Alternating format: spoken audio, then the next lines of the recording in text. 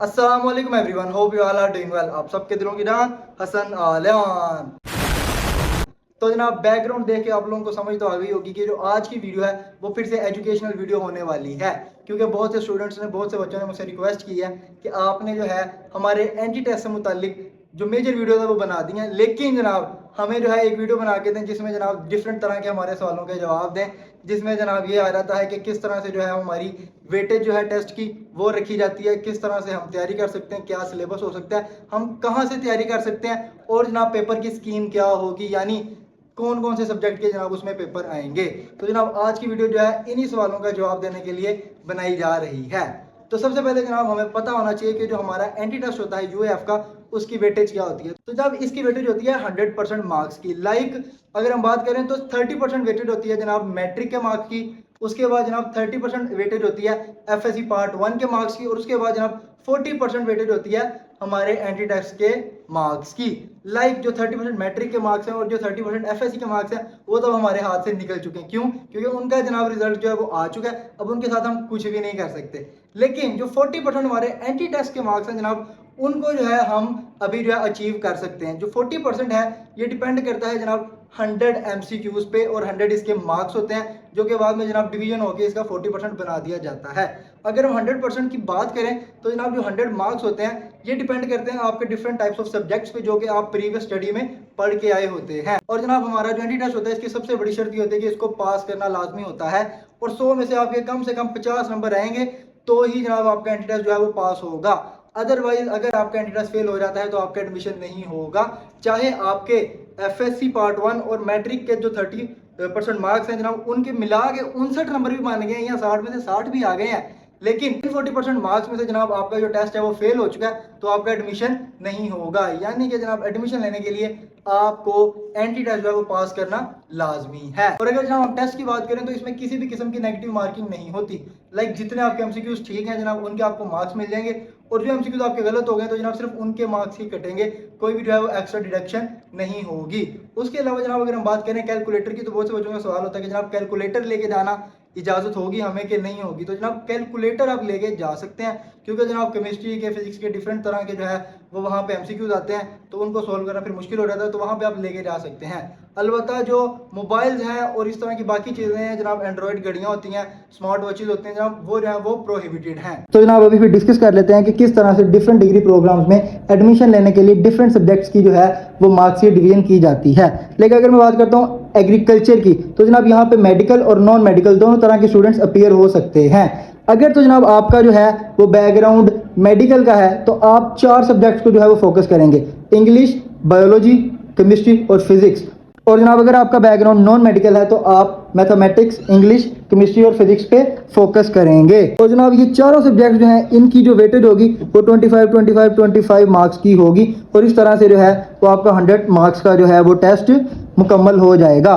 और बाद में जनाब इसको 40% पे डिवाइड किया जाएगा, और जो रिमेनिंग आपका 60% होगा, 30% नाम मैट्रिक और 30% एफएससी पार्ट 1 के जो मार्क्स होंगे उसके साथ जनाब इसको मर्ज किया जाएगा, और आपका जो है वो फाइनल मेरिट यहाँ पे फाइनल किया जाएगा। और उसके साथ साथ जनाब आप देख रहे हैं डिफरेंट तरह की यहाँ पे स्कीम्स हैं, डिफरेंट डिग्रीज में एडमिशन के लिए जनाब डिफरेंट तरह के जो सब्जेक्ट्स हैं वो यहाँ पे दिए गए हैं, आप इनको देख लीजिएगा। अब आ जाते हैं जनाब हम फिर टेस्ट पे। जिस तरह जनाब अभी मैंने आपको डिफरेंट स्ट्रीम्स बताई हैं कि इस तरह से जो है हमारी डिफरेंट स्ट्रीम्स आती हैं, इनके अकॉर्डिंगली जनाब हमारा जो है वो टेस्ट होता है। जिस तरह मैंने पहले बताया कि अगर आप बायो पढ़ के आए हैं और अगर आप एग्रीकल्चर साइंसेज में या डीवीएम में जाना चाहते हैं तो आपके जनाब टेस्ट में कौन कौन सी चीज़ें आएंगी, वो जनाब फिजिक्स आएगी, केमिस्ट्री आएगी, इंग्लिश आएगी और साथ आएगा जनाब बायोलॉजी। और सब्जेक्ट्स की जनाब डिवीजन ऐसे होगी कि चारों सब्जेक्ट्स के 25 मार्क्स होंगे, तो जनाब इस तरह से जो आपकी 100% हो जाएगी। और मेन चीज जनाब बताने वाली ये है कि जो टेस्ट आता है ये एफएससी के दोनों पार्ट्स में से आता है, यानी कि पार्ट 1 और पार्ट 2 दोनों में से आता है। हाँ, अलबत्ता जो वेटेज है वो इसमें जो है वो डिफाइंड नहीं है कि 50% ही उसमें से आएगा या 50% ही उसमें से आएगा, ऐसा नहीं है जनाब। कई दफ़ा ऐसा होता है कि एफएससी पार्ट 2 में से ज़्यादा सिलेबस आ जाता है, या कई दफ़ा ऐसा होता है, मेजरली ऐसा होता है कि पार्ट 1 को ज़्यादा जो है यहाँ पे फोकस किया जाता है और पार्ट 1 में से ज़्यादातर जो है वो एमसीक्यूज आते हैं। अगर हम बात करें जनाब इंग्लिश सब्जेक्ट की, तो जनाब उसमें भी जो है वो 25 एमसीक्यूज आएंगे, जो कि जनाब मेजरली जिसका पोर्शन डिपेंड करता है हमारे सिनोनिम्स पे, हमारे जनाब एंटोनिम्स पे। आपके जो सब्जेक्ट होते हैं उसमें जनाब डिफरेंट तरह के एमसीक्यूज बन रहे होते हैं उसमें से। और मेजर जो होता है जनाब वो एक पोर्शन टेंसेस का भी आता है, उसके अलावा जनाब अगर हम बायोलॉजी, फिजिक्स और केमिस्ट्री की बात करें तो जनाब मैं तो ये कहूँगा कि आप थोरोली जो है वो बुक्स को पढ़ें अच्छी तरह से, क्योंकि ये वो सब्जेक्ट्स हैं जिनमें डिफरेंट तरह की छोटी छोटी चीज़ों में से भी एमसीक्यूज बन जाते हैं। लाइक अगर जनाब कहीं पे छोटा सा भी डेट लिखी हुई है तो वो डेट भी एमसीक्यूज में आ सकती है, किसी साइंटिस्ट का जो है वो नाम आ सकता है, उसका काम आ सकता है, या डिफरेंट जो है उसके मुतालिक थ्योरियाँ जो है वो वहाँ पे आ सकती हैं कि जनाब ये थ्योरी थी वो किसने दी थी, या जो ये थ्योरी थी वो जनाब पास हुई थी नहीं हुई थी, या किस बेस पे जो है उसको रिजेक्ट कर दिया गया था। तो ये सारी चीज़ें वहाँ पे आ जाती हैं। या डिफरेंट बुक्स ये जो है वो आप बॉर्डर लाइंस पे देखें तो लिखा होता है डू यू थिंक, या इस तरह के जो है वो एमसीक्यूज बने होते हैं जो कि बड़ा मेजर पोर्शन होता है, जो कि जनाब बड़े ज़रूरी होते हैं, अक्सर उनमें से आ जाते होते हैं। तो काइंडली आप उनको भी अच्छी तरह फोकस करें। लेकिन जनाब अगर आपको मैं एक शॉर्टकट बताऊं और अपना एक्सपीरियंस बताऊं तो जनाब अगर आप आसान तरीके से अपने पेपर को तैयार करना चाहते हैं तो जनाब आप थोरोली अपनी बुक्स को पढ़ने के बाद जो है आप A+ की जो गाइड है आप उसको लाजमी पढ़ें।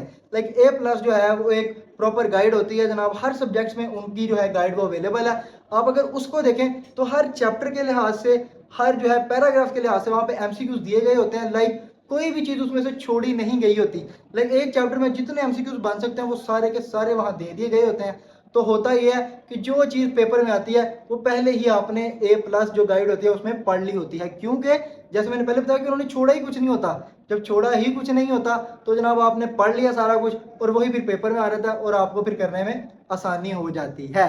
तो जनाब अभी आप देख रहे हैं अली भाई को, तो आज इनको किसी शुगर मेले के लिए नहीं बल्कि जनाब मोटिवेशन के लिए यहाँ पे ऐड किया गया है। जनाब अपनी जो है वो अचीवमेंट शेयर करें हमारी ऑडियंस के साथ। जी, आज की जो अचीवमेंट मैं शेयर करूंगा वो टेस्ट के मतलब ही है, अंडर ग्रेजुएट टेस्ट है जो एग्रीकल्चर यूनिवर्सिटी का। तो 2021 के जो एमटी टेस्ट हुआ था, दूसरा एमटी टेस्ट जो था एग्रीकल्चर यूनिवर्सिटी का, उसमें अल्हम्दुलिल्लाह मैंने 17,000 से ज़्यादा बच्चों में सेकंड पोजीशन हासिल की थी। क्या बात। मेरे 85 नंबर आए थे 100 में से, यानी 85 मार्क्स। तो मैं सेकंड पे था। इसकी बेस पे मेरा डीवीएम में एडमिशन हो गया था मॉर्निंग में। मॉर्निंग में सही हो गया। जी, तो मैं आपके साथ थोड़ी सी टिप्स शेयर कर देता हूँ कि मैंने तैयारी कहाँ से की थी।